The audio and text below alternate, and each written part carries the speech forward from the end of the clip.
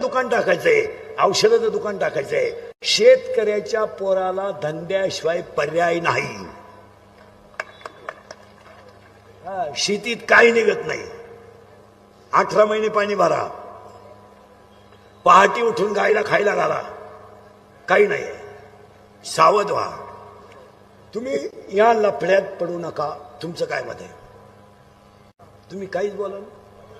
आणि जर तुम्हाला एखादा म्हटला का तुमचा धर्मावर प्रेम नाही का, तर आमचा धर्म हृदयात आहे, तुमचा धर्म माईकवर आहे. तुम्ही फक्त लोकांना दाखवायला धर्माच्या गप्पा आणत्या. उद्या एका गरीबाच्या पोराचा जर गेम झाला तर त्याचं घर बसल.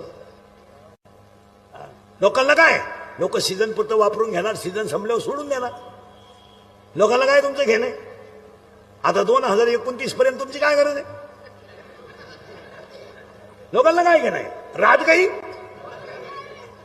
काय लोकांना घेणं? आता समजा कीर्तन संपल्या आज मी मेलो, समजा मरणार नाही, मेलो, माझ्या अंत्यविधीला समजा 50,000 लोक आले, मला फायदा काय?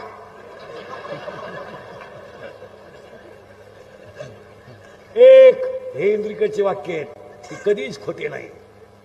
आयुष्यात पोरांनो ह्या लफड्यात पडू नका.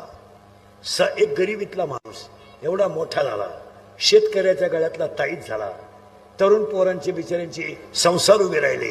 याला एकमेव कारण आहे, तुम्ही ह्या लोकांच्या नादी लागू नका, तुम्ही दंगलीत पडू नका. तुमचं काय मत आहे? तुम्हाला फायनल सांगू, अंगातली ताकद